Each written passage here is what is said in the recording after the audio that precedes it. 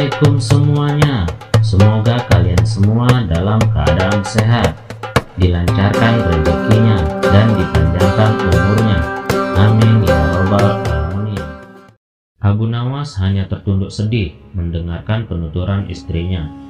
Tadi pagi beberapa pekerja kerajaan atas titah langsung Baginda Raja membongkar rumah dan terus menggali tanpa bisa dicegah. Kata mereka, tadi malam Baginda bermimpi bahwa di bawah rumah Abu Nawas terpendam emas dan permata yang tak ternilai harganya. Tetapi setelah mereka terus menggali, ternyata emas dan permata itu tidak ditemukan, dan Baginda juga tidak meminta maaf kepada Abu Nawas, bahkan mengganti kerugian. Inilah yang membuat Abu Nawas memendam dendam. Lama Abu Nawas memeras otak, namun belum juga ia menemukan muslihat untuk membalas Baginda. Makanan yang dihidangkan oleh istrinya tidak dimakan karena nafsu makannya lenyap. Malam pun tiba, namun Abu Nawas tetap tidak beranjak. Keesokan hari Abu Nawas melihat lalat-lalat mulai menyerbu makanan Abu Nawas yang sudah basi.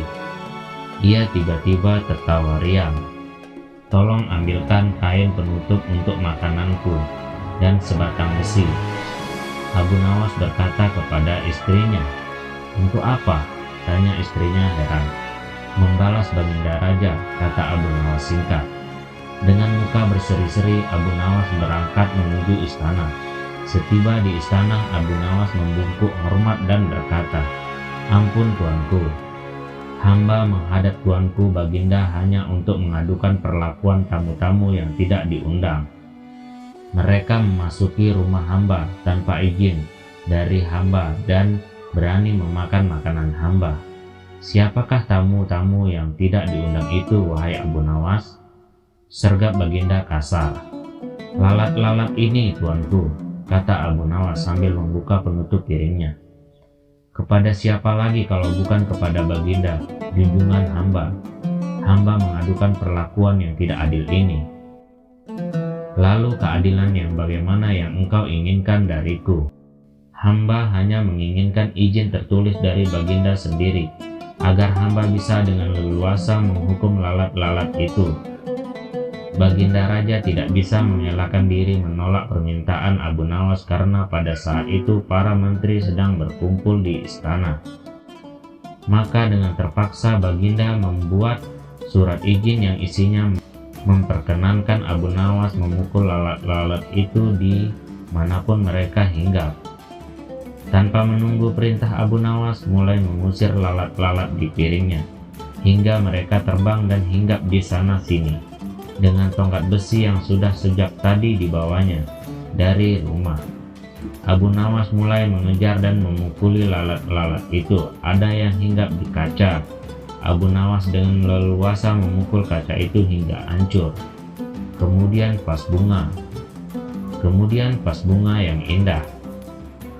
Kemudian giliran patung hias, sehingga sebagian dari istana dan perabotannya remuk diterjang tongkat besi Abu Nawas.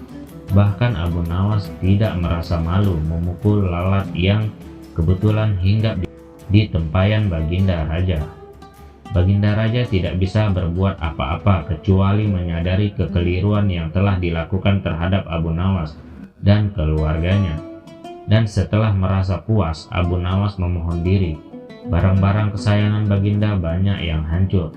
Bukan hanya itu saja, Baginda juga menanggung rasa malu. Kini ia sadar betapa kelirunya berbuat semena-mena kepada Abu Nawas.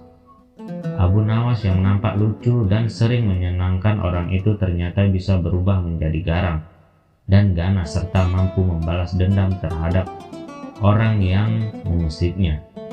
Abu Nawas pulang dengan perasaan lega. Istrinya pasti sedang menunggu di rumah untuk mendengarkan cerita apa yang dibawa dari istana. Sekian dulu perjumpaan kita kali ini. Sampai bertemu lagi di kisah selanjutnya. Terima kasih yang sudah subscribe dan setia menonton channel ini.